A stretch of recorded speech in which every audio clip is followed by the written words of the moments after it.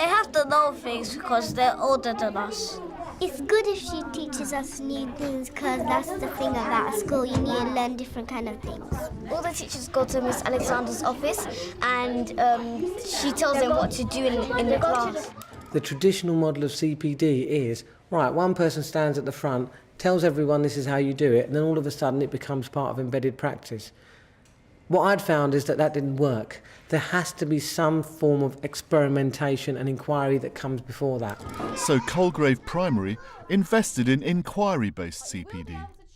These 4 teachers set out to answer 4 questions about assessment for learning, as a way of developing school policy and their own practice. Developing teachers' capacity to improve, which inquiry-based learning does, is going to have a far bigger impact on professional development than any courses or insets which are designed for short-term progress. What we had the opportunity to do was select teachers across the school. And what we were saying is we were going to experiment, we were going to look at different aspects of assessment for learning, we were going to ask questions of different aspects and use our children to pilot those aspects and then come together as a discussion group to filter that information and decide how it was going. In the distance, there was this idea of producing some sort of policy, and the idea that our ideas and findings would then be put into that policy. The work Nicole did was about learning objectives and target setting and success criteria. Our 3 main targets for today are to write in the present tense. We've done lots of practice on our present and past tense, haven't we? So we know how to do that. To use time connectives. Someone give me an example of a time connective. At the beginning. At the beginning, very good. That. That can't, yeah, after that. After that. After that, well done. The question that was in my mind was how to move my children's learning forward in writing through setting targets. I had been interested in the work of Ros Wilson. She's done a lot of work in schools where the children have been struggling with writing, and she's had results pretty quickly. And then I discovered that one of the schools that she describes in one of her books that I bought is actually a Newham school, Gainsborough Primary. So I went to that school. So I was then able to talk to the teacher about how they'd use target setting across the school to move the children's learning on. So then I took kind of some of those ideas and brought them back into class. We always use targets to try to figure out good words to describe our objects. I think we need them because some people don't really understand, or when they're stuck, they need them so they know what they're really doing. What Kulvarn did was he provided us with time, and he provided us with a purpose, so there was an overall objective that we were all aiming for. In year 1, Sabiha asked the questions, how would a learning journal develop children's understanding of how they learn to underpin what she was doing in the classroom? Do you remember what this is? Yeah. What's that?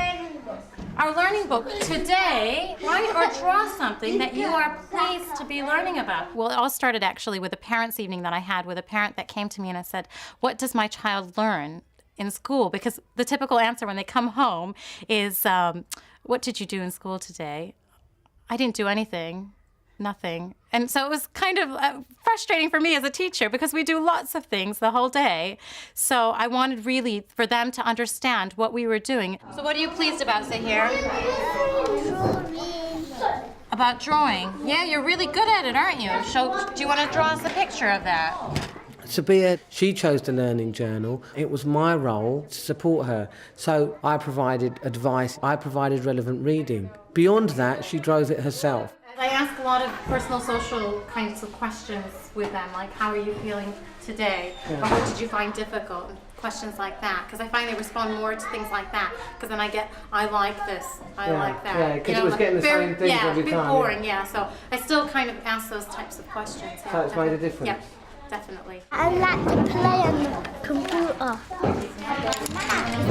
I drew me basketball because I like playing basketball.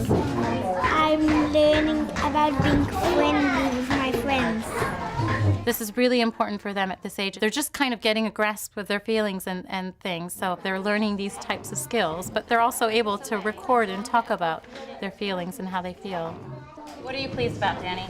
I think it's important to start in an area where you're interested and to have somebody that kind of leads you on the way, that you have somebody on the background that's aware, what you're doing in your classroom. I wouldn't have been able to honestly carry on this far if it hadn't been for Kulvarn pushing us kind of forward. I think the limitations come when we have these managers or performance managers that prescribe what courses we need to go on. Oh, it's within, this is the plan of the school and you need to go. But the minute we take ownership of it, we become almost captains of our own ship. Lando focused on relationships with children, particularly in the kind of, socially deprived area that we work in. Okay guys, what we're going to do this morning, Year 6s, we're going to look at your revision timetables and we're going to see the comments that your parents made. I wanted to know the impact of parent or parental involvement in children's learning. I found that coming from a context of South Africa, we didn't involve our parents as much. And that was one thing that I thought would make my practice so much richer if that was my inquiry. We're going to look at the revision timetable that you had, that we did in ICT, and then we're going to look at the adaptations that our parents gave and that they suggested to us, and we're going to see if we can make a concrete timetable for SATS revision. Does that make sense? Science, I'm kind of a bit weak on. My literacy, I'm okay. And my maths, I'm trying to improve. I do my science revision at 4:30 to 5:30, and my computer times is 6:30 to 7. We need to revise a lot so you could get like level 5s. But at the same time, we do want free time as well. What was the main differences that Mum made? The dinner. The dinner and the bathing time. Okay. And then she's put in some family time here, hasn't she? Okay. What do you guys do in family time? Sometimes we watch TV. Chat. We chat. Yeah. During the week, I got mosque in it. So then after, Mum said that you got 1 or 2 evenings that I got like 30 minutes. So you go to mosque every night? Yeah. Okay. Lando wanted to change the world and was talking about partnerships across the world and global teaching. And to justify the work that we were doing in that project, what we had to do was actually say, well, no, Lando, we need to have a focus. So with Lando, it was really a big job of reining him in and keeping him focused.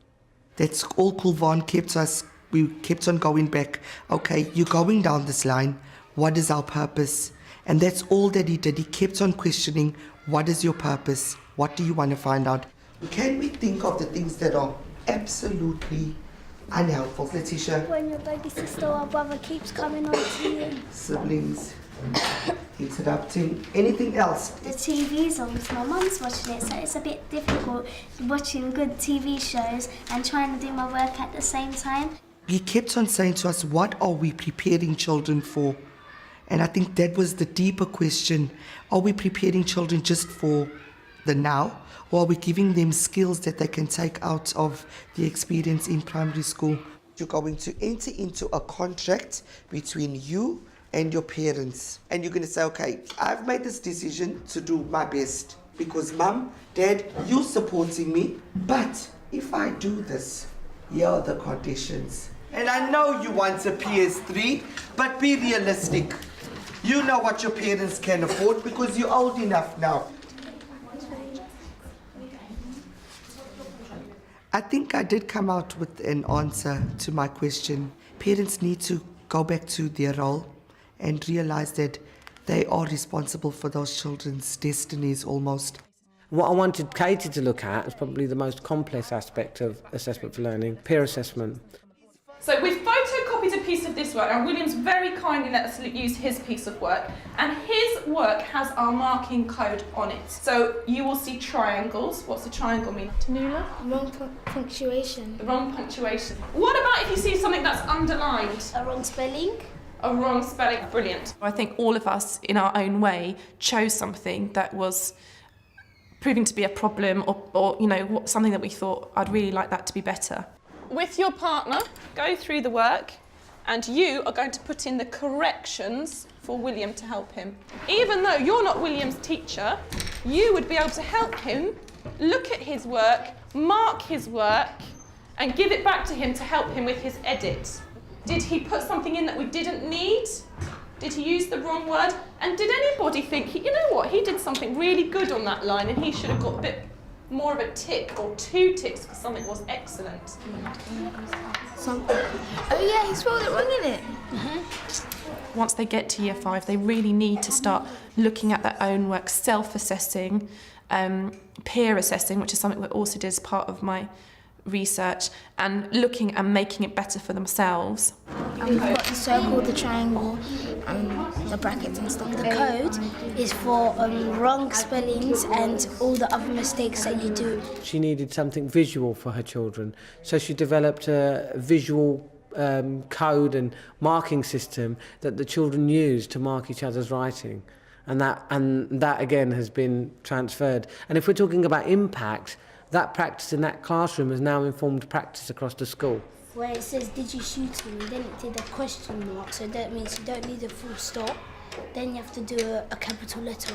Absolutely. Abraham, he's able to look at his friend's work and he's able to see that he's missed something, okay? And that's what we've written up here. It says, I'm successful if I can identify mistakes in my friend's work. We're going to help him so that when he edits his work, he can make it better. Now, this piece of writing, I haven't marked at all, okay? And you and your partner are going to decide how you're going to mark it. So you should be talking to your partner now and deciding the best way. Tuesday. What's wrong with Tuesday? I'm using marking code because I think it's easier to do because it's inside our books. It's not a new idea. Like, lots of schools use marking codes, and it's not something, you know, revolutionary. It's probably similar to other things, but it was something that we didn't have here at Colegrave. It's not in our policy, and it was something that I felt the children needed more structure with. How else might we mark things? We would tick it. We could tick it. That could show that something's good. The colour code. You would like a colour code for your writing. Comments about... So you'd like me to write something personal to you? I like when the whole class helps to mark it, because sometimes people might laugh, but you know inside that it's all right. They realise that it's about their learning and they want to get better. Most of them have a quite good attitude to, they want to improve their work. They don't want it to be, you know, they want to move forward. They want to improve their levels. They want to, you know, be better writers or readers. And most of them are quite engaged with their learning. So it's good to use that. I think it's a continuous learning thing, and if I ever stop learning and say that I don't want to learn anymore, then I think I'll have to probably leave the profession, because I do want to continue going on. I think teaching it as a profession requires that of you. You know, you try something, it doesn't work, you try something else, it doesn't work, you try something else. You know, so you're inquiring all the time anyway. Every teacher is responsible for their own CPD. I think every teacher has the capacity and the know-how to determine what they want to make their practice better. If we want our children to be learners, then they need to be creative and they need to have the opportunity to take risks. And if we want our staff to be learners, we need to enable them to do the same thing. So that was key.